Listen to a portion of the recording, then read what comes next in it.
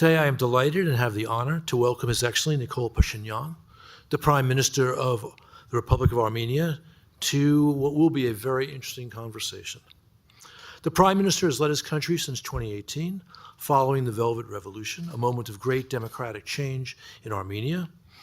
He has since guided his country through a turbulent period, having won snap parliamentary elections in 2021. A journalist by trade, the Prime Minister is now working to write a new story for Armenia and its future. A future grounded in peaceful, normal relations with its neighbors, respect for sovereignty and territorial integrity, and a future that looks increasingly to the United States and the West, to Europe, for new partnerships and paths to prosperity. There is a new U.S.-Armenian strategic partnership, a major step forward in Armenia's future, and for closer relations between Washington and Yerevan. Congratulations to you, Mr. Prime Minister, and to your Foreign Minister, Mirzoyan, for this achievement. This partnership is certainly in the interest of Armenia and the United States, and we at the Atlantic Council are happy to welcome it and to, in our own way, move it forward. With that, I'll welcome the Prime Minister to the stage for his remarks, and after that, a fireside discussion.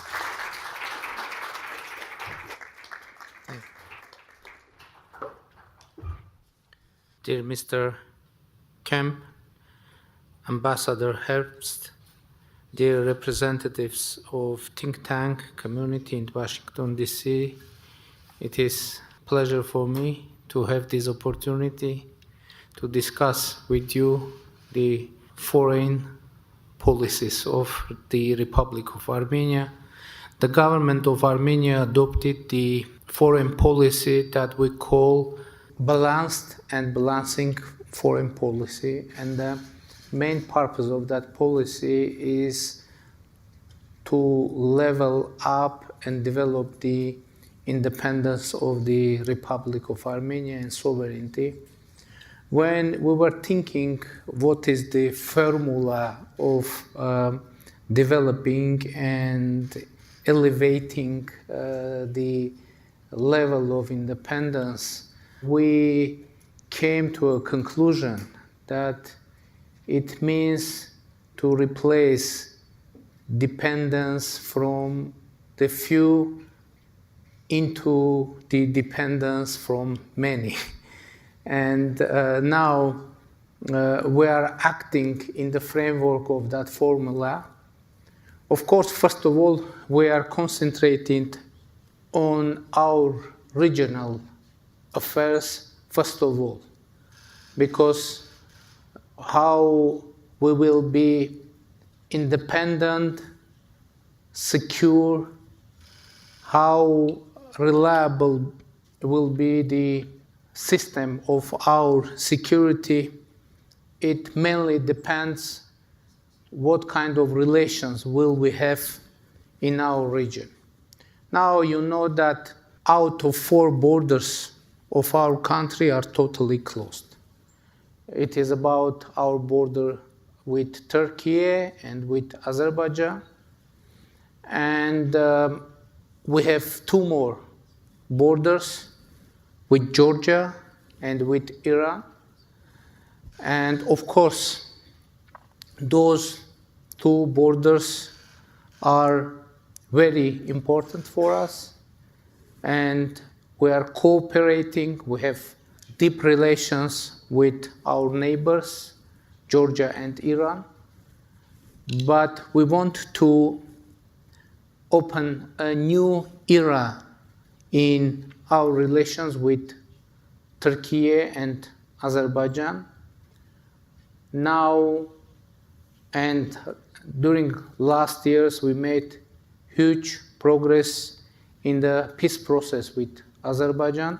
To make for you that progress tangible, I would say that you know that we are discussing the draft of peace agreement with Azerbaijan, and now 15 articles of that draft out of 17 is totally agreed, and 2 articles left to be finally agreed, and we hope to finalize this process as soon as possible. Of course, we are working with Azerbaijan in bilateral format. but definitely the attention and support of international community will be very useful to create a proper atmosphere for having lasting and sustainable peace. We have quite active dialogue with Turkey as well. In recent years, I had several meetings with the Turkish president. I participated in the inauguration of President of Turkey last year. Recently, we had a meeting in New York on the margins of the General Assembly of UN. And we have actually a very concrete agreement to, in the first stage, to open our border, our mutual border, with Turkey for third countries' citizens and diplomatic passport holders. And we hope to have the implementation of this agreement as soon as possible. We are working on that. From the other side, we are deepening our cooperation with other regional partners, Georgia and Iran. Of course, there is an international situation and that somehow stopping the process of deepening our relations with our neighbors, and those circumstances are widely known. I won't mention, but from the other side, I think we are quite successful in considering all those international factors, but from the other side, developing our relations with our neighbors. But of course, we hope to have a real breakthrough in our regional situation, and when we will be able to finalize and sign the peace agreement with Azerbaijan and to have settlement with Turkey, it will totally change not only our regional situation, but I guess it will have very concrete and tangible impact to the international situation as well. We continue to be member of European Economic Union, and I would assess our relations in European Economic Union as normal, and European Economic Union is acting and we are working in that framework. From the other side, we actually suspended our participation in CSTO, which was our main security partner. And the reason that we made that decision was the situation when CSTO didn't deliver its own obligations in terms of securing the security of Republic of Armenia. And I should say that now, in general, we are in process of diversifying our foreign relations in all fields, from economy to security. You know that we are deepening our cooperation with the European Union, and something very important happened during the last year in our relations with the European Union, because from 2022, the civilian monitoring mission is deployed alongside of the Armenian border with Azerbaijan, and it is first time when European Union somehow is involved in the security agenda of Republic of Armenia. From the other side, we are deepening our cooperation with the European Union. Recently, we started visa liberalization dialogue, and we hope to finalize that as soon as possible. And there was another very important decision made by European Union when European Union included Armenia into European Peace Facility, which is also very important political decision. And recently we have signed a charter of strategic partnership with United States, which is also very important decision, and we hope to open a new page in our relations with United States. And we are working very actively in foreign policy, and actually the implementation of balanced and balancing foreign policy is underway. I think we are implementing that quite effectively. And to be honest, I can say that despite all the challenges, we've been able to level up our independence and sovereignty. And usually I'm saying that now Armenia is becoming more and more independent country, which is very important. And it opens for us new opportunities. From the other side, of course, it brings new challenges as well. And nowadays, obviously, in international politics, there are many, many challenges, and especially for Armenia, and we feel that. But from the other side, we see that some new opportunities open, and our task is to manage all the challenges and use as much opportunities as it's possible. But in this audience, I would like to draw your attention to the very important topic, and it is democracy. It is very important to stress that now Armenia is thriving democracy, and which is very important. It is acknowledged by international community. And I think this factor, democracy, is having very concrete impact to our foreign policy, because when a country is democratic, obviously it will try to deepen cooperation and partnership with all other democratic countries, and we hope that this desire will be reciprocated by other democratic countries. And actually we see that, and we appreciate that, and we will continue democratic reform agenda.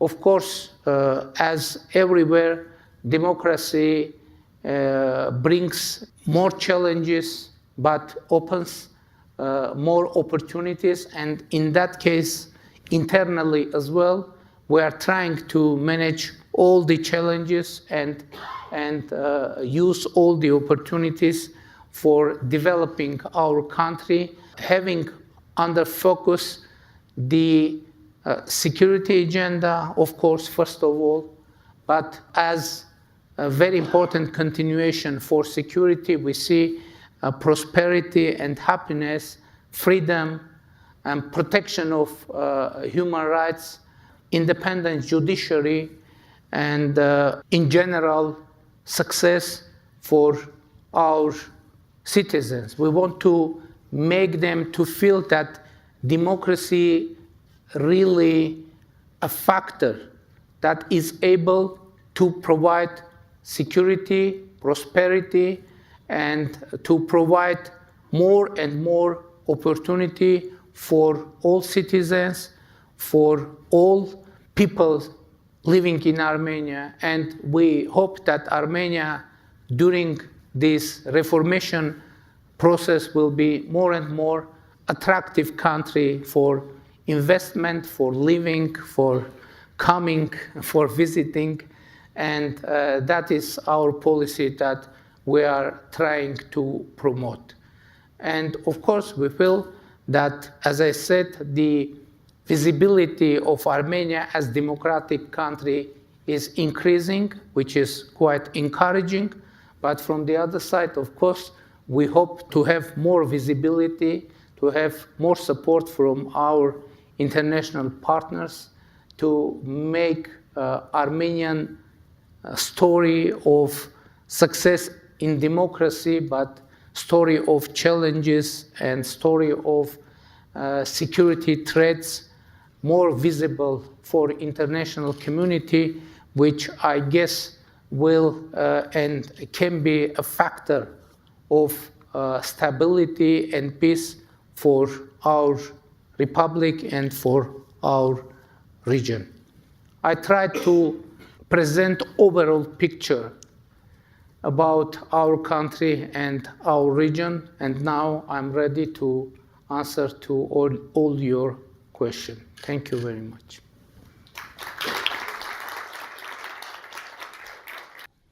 Mr. Prime Minister, thank you for those comprehensive remarks. I will talk with the Prime Minister briefly, about 15 minutes, and then we'll open the floor to questions from those in the audience here at the Atlantic Council. My first question you've actually kind of answered. I was going to ask you, why have you moved so strongly and boldly towards peace with Azerbaijan?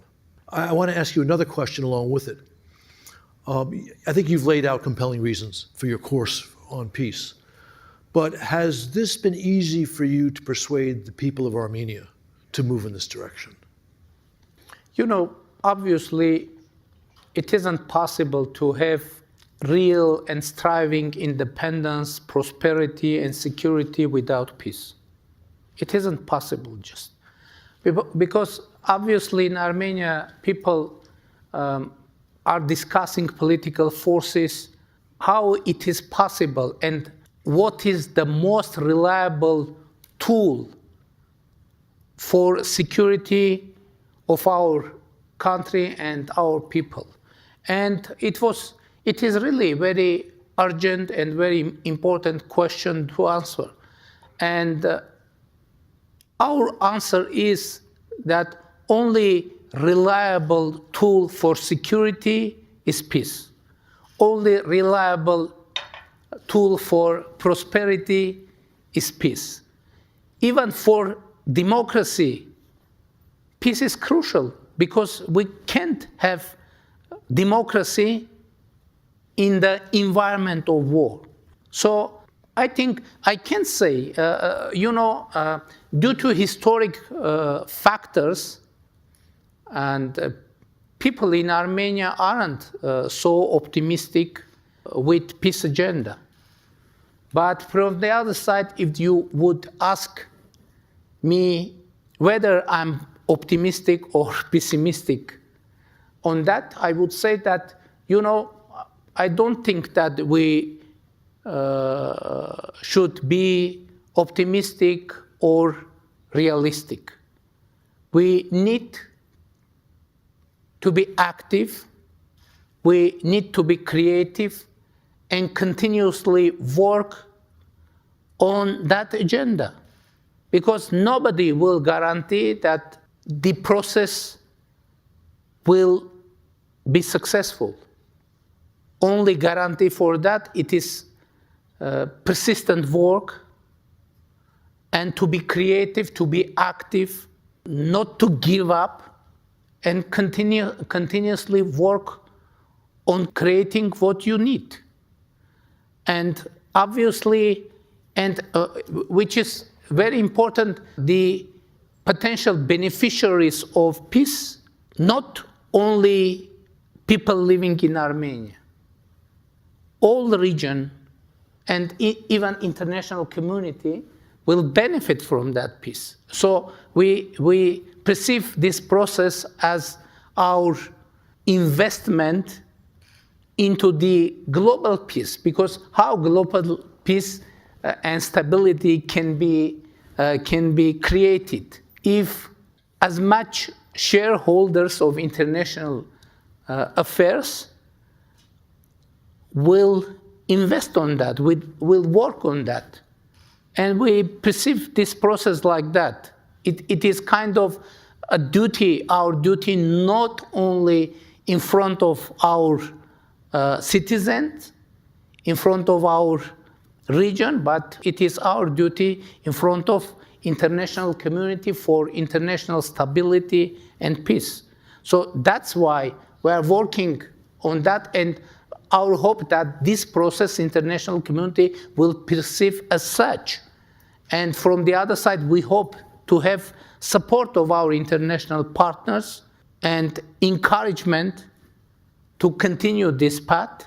And that's why we are trying to explain all the nuances of our intentions and processes to our international partners.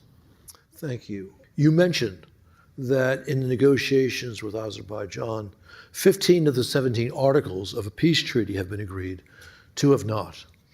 To be frank but still diplomatic, I think the negotiations would be farther along if the authorities in Baku were as interested in a win-win peace as your government has been. And hopefully that will happen. So tell us about the 2 articles that have yet to be agreed and the prospects for reaching agreement on them. One of those articles about the deployment of the third-party forces alongside the border between Armenia and Azerbaijan.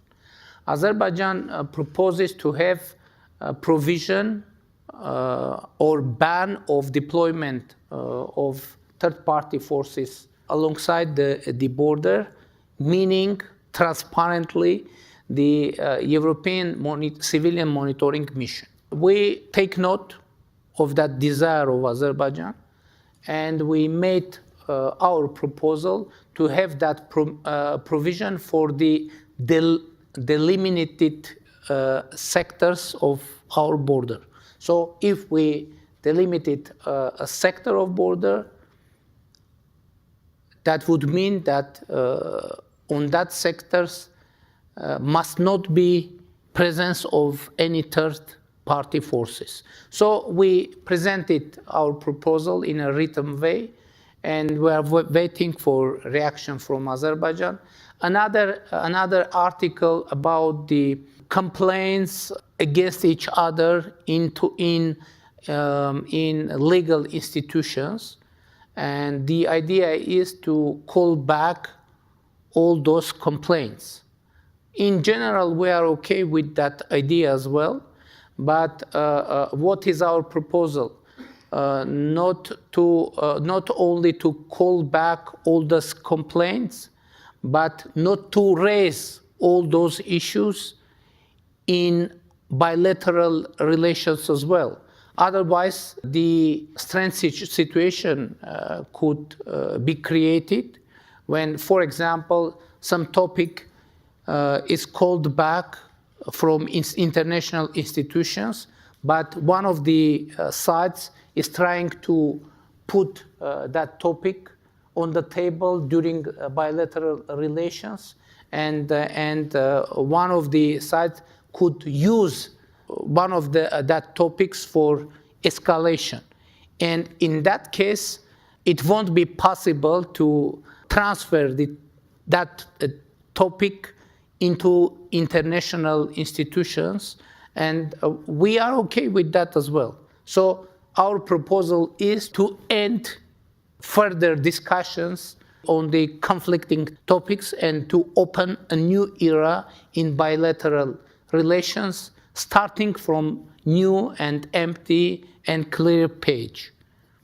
And if you spot it, I hope, that means that all the important issues in the draft of peace agreement is already agreed. So there was very deep and very sensitive topics in that draft, but all those topics are agreed already. For example, Armenia and Azerbaijan agreed to recognize each other's territorial integrity, meaning the Soviet time territories of the Soviet Azerbaijan and Soviet Armenia. We agreed to have provision on peace draft that Armenia and Azerbaijan have no territorial claims against each other, and we must not raise such claims in the future. So it is actually a cornerstone for the future peace, and everything about that is agreed. So why I'm saying that? Because it makes obvious that now the peace is more than reachable, and now only political will is needed to finalize this work on peace draft and to sign it and to have sustainable peace. So, you have also recognized the importance of the normalization of relations with Turkey. Clear progress is made towards that goal, but is still not reached. What are the prospects for full normalizations with Ankara? We will continue our dialogue, and we continue that dialogue.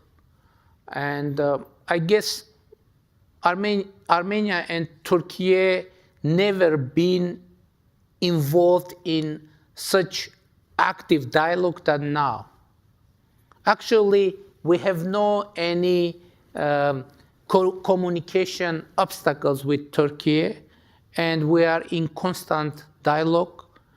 Foreign ministers, they are talking and meeting continuously, permanently. Our representatives are in constant touch, and actually we are working very actively, and there is kind of common understanding what should be done. But of course there are many nuances, and some last effort needs to be put to have real result. And we hope that the result will come very soon.